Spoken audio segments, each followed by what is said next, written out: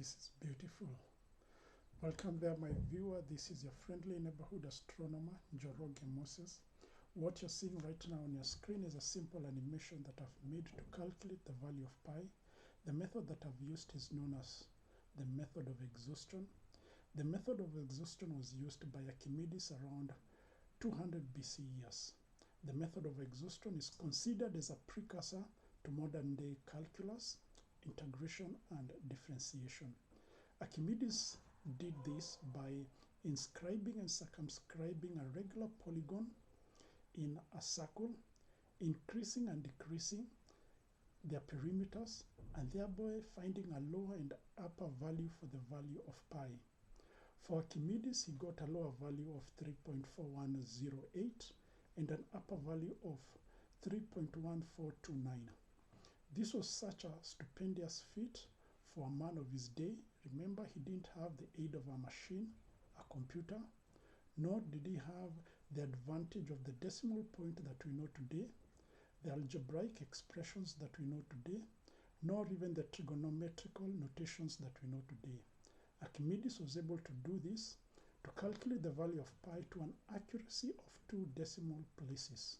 So in this video, kindly, my viewer, I'm going to engage you into a mathematical video that I will show you step by step on how to calculate the value of pi to 15 decimal places using the method of exhaustion.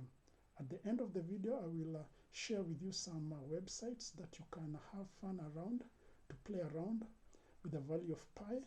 For those who are interested, kindly stick until the end. Again, this is your friendly neighborhood astronomer, njorogemosesn, with a mathematical video. Welcome. This time I want now to take you through how I was able to create that animation. To create that animation, I used this application software known as GeoGebra. For those who are familiar, you will realize that I'm using an older version only because that's the one that is available for Linux distro. And this I'm using is a 4.0. For those of you who are using Windows, you can get the latest version 6.0. Otherwise, all of them achieve the same results. Graphically is what they are different. So here, the first thing I want to remove is the Cartesian plane that you can see. Below my, underneath my camera, there is this arrow button. When you click it, you get to see this pop-up that comes out. Click on the first one to remove it. Once you have done that, let us create our slider. And a move here, come to slider. Let's create our slider. Click anywhere inside here. Let me just click here. So my slider, I'm going to define it, some parameters. Let it be having a 3. 3 here is the minimum sides of the polygon. In this case, is a triangle. 3 sides. We don't have a 2-sided figure as a polygon. So the next thing, we set the increment to be 1, want it to increase by 1. Then you click apply. So you have this slider value popping up in your GeoGebra. Let me just increase the font so that you can be able to see it clearly. It's currently at 12 by default. Let me put 18. I think that will be suitable. There you have it. I hope you can see it now clearly. Now let us come here again and move. The next thing that we want to create now is our circle. Quickly, we come here and a circle through a point. We click on that one. Then anywhere inside your GeoGebra, click, then move your mouse. A circle is going to be formed with the point B over there. Let us come draw the radius and we measure the radius. So the next thing, you can move. Under here, you have line through 2 points. We leave that one. We come choose segment between 2 points. We want it to be between point A and point B. Let's measure the radius. Move. I believe it's somewhere here. Distance. Click on that one. Highlight it. Click on it. And GeoGebra will measure it. So we have a radius of 6.93. We can adjust it if you want. You can just click on that one and it will adjust it to a suitable that you want. Let's use 7.2. Let us move our circle. You can use 7.2. Let's move our circle a little bit down. So let's use a circle of radius 7.2. Once we have done that, established the radius, we rotate our object through a point. So somewhere here, rotate object around a point angle, come click on B, then A. You'll have this dialog box popping up, then enter 360, divide by our slider value, which is A. In this case, A is changing, will be 3, 4, 5, and so on and so forth. So here you enter A, just leave it under anti-clockwise, then press OK. Once you do that, a new point will pop up, B prime.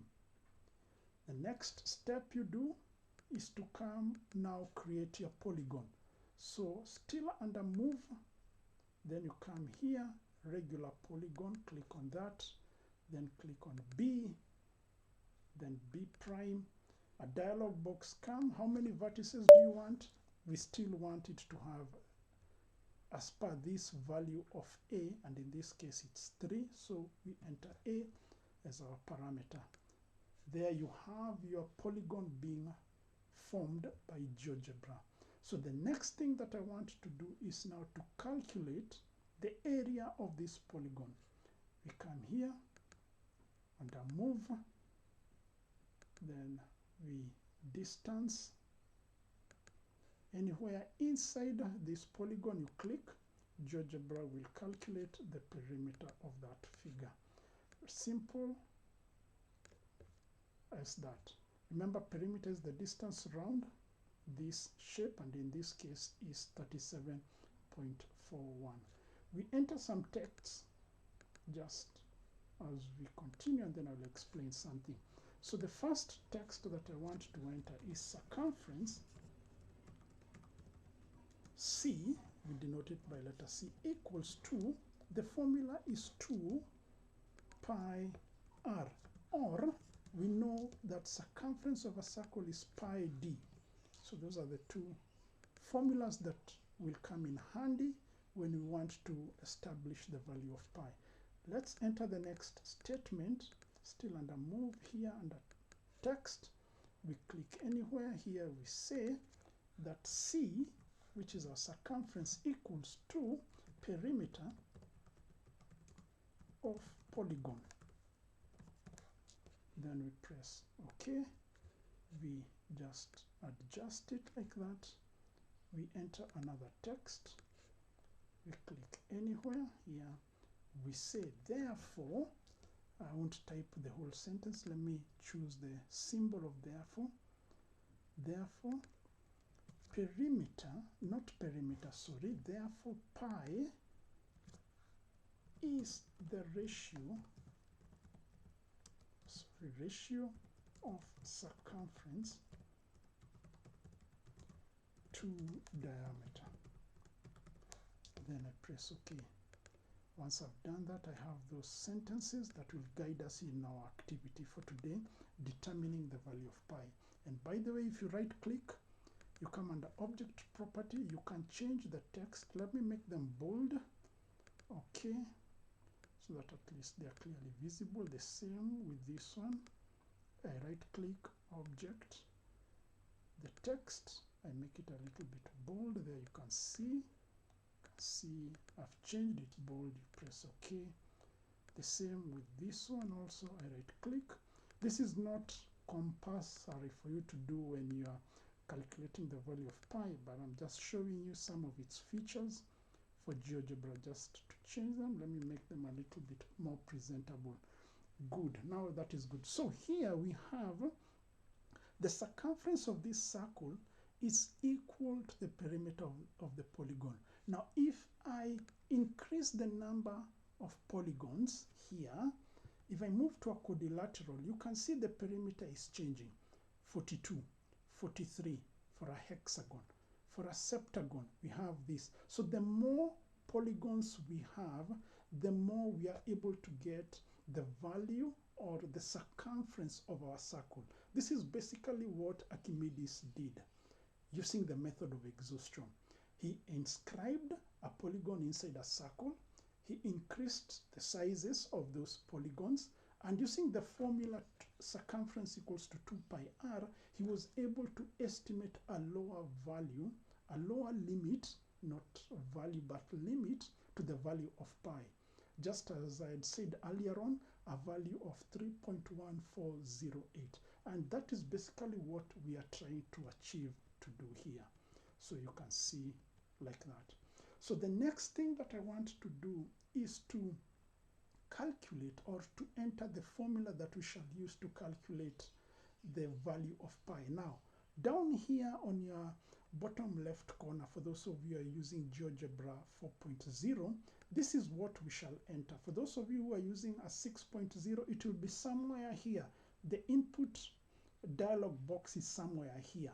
But for 4.0, it's down here. So we enter perimeter poly 1. Now, where am I getting this perimeter poly 1? Over here. If you look carefully here, it's written perimeter poly 1 equals to 37.41. That's what I enter down here. Then I say divide by, open brackets, 2r.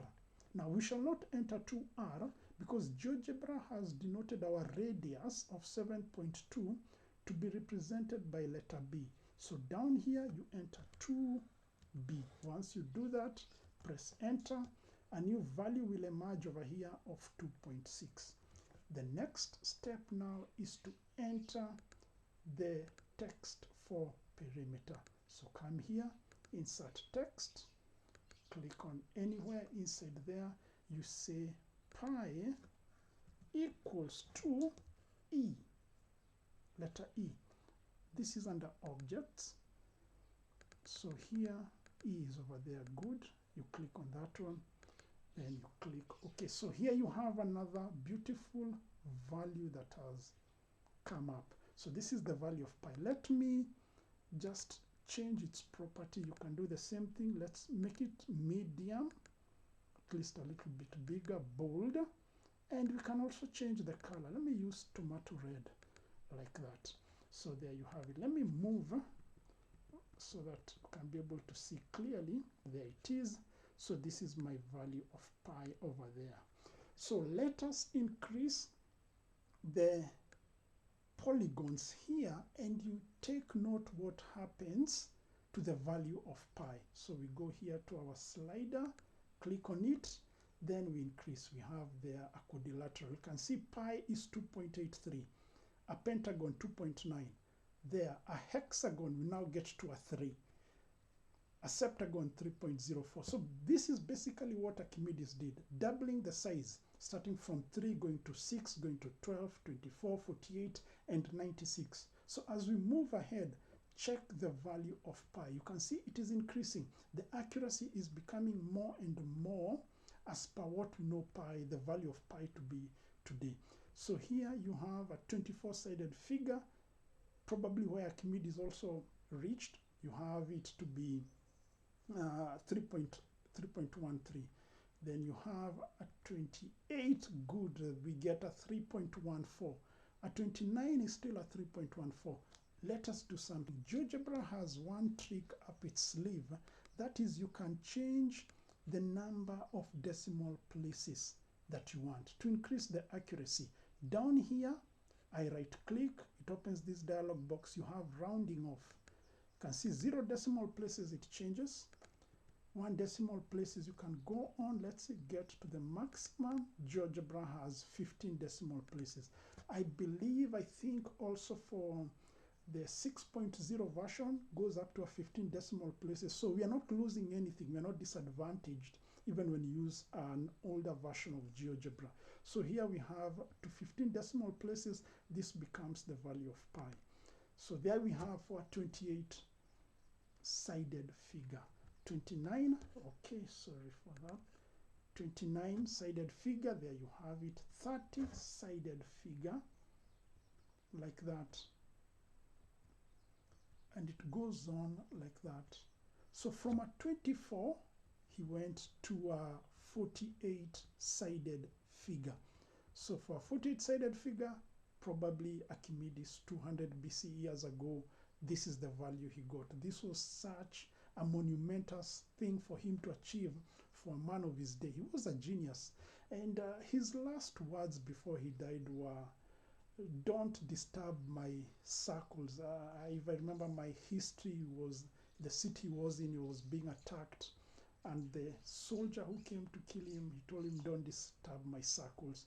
Probably this is the last achievement or mathematical feat that he did before he died. So you can see, as the number of polygons increases, the value of pi also changes. So from a 48, he went to a 96-sided figure. So this is where Archimedes reached. But since we are using a machine, we can move on. 100-sided figure, and then we move on. You can see the value of pi is changing up until 180-sided figure as what the limit that we had entered. So this is how you use GeoGebra to calculate the value of pi. My friends, my learners, I hope you have seen the steps. You have learned how to do it. You can install it now. You can do it for yourself. This is basically what I do with my students when I'm teaching this. I normally like using GeoGebra as an introduction to this topic of circles and pi and all that. So before I wind up, I just want to show you a few sites, a few websites that are very good in calculating pi. The first one is this one, .net. In this one, you can enter any value and see where it occurs after the decimal place in the value of pi. Remember, pi is an irrational number. That means it does not terminate. So for example, I had entered this value of 2283, 4731, and you can see where it tells us where it occurs, at this position.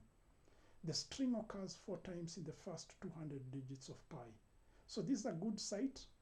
Look at it, play around with it. You can enter your birthday and check where your birthday occurs in the value of pi. The next is a simple proof for pi being an irrational number. This is one of the simplest and most concise I've ever seen, ever written by someone. This was written in 1947 by Ian Niven. This is a simple proof that pi is an irrational number. You can read it and you'll be able to understand why we say pi is an irrational number. Not only is it an irrational number, but it's also a transcendental number. Finally, last but not least, is this Bible verse. I clearly just want to mention this because when you read in the book of 1 Kings chapter 7, verse 23, there is a structure being constructed here, and if you look at their measurements that has been given, it takes the value of pi to be exactly 3. If you read, it had a brim of 10 cubits, and the circumference, okay, they don't say circumference, but they say, and a line of 30 cubits did compass it about it. So the circumference was around 30, the brim was around 10. So if you use that formula for circumference equals to pi d, you get pi equals to 3. So my viewers, let me know, do you think the Bible is teaching us here that the value of pi should be taken as 3? Or is there some other text that we need to make reference of and know what the Bible is talking about here? This verse, this chapter is also mentioned in the book of Chronicles, 2 Chronicles chapter 4, verse 2. So 2 Chronicles, chapter 4, verse 2. Yes, you can still get the same story over there. So my viewers, those are just simple sites I would like to point out for you to check out and learn more about pi. Finally, before I wind up, what you can do once you have finished calculating the value of pi, come here, last but not least, you want to save your document, you can save it as. Once you save it, you can share it to your teacher as maybe as a project that you have done, or you can export it as a GFI. That's how you create, or that's how I created that GFI image that you just saw at the beginning of the video. So my viewer, thank you very much for watching until the end. I hope you have learned something. Stay tuned for more mathematical videos. Share with me your suggestions on what you'd like to see next. Bye bye. This is your friendly neighborhood astronomer, NjorogeMoses.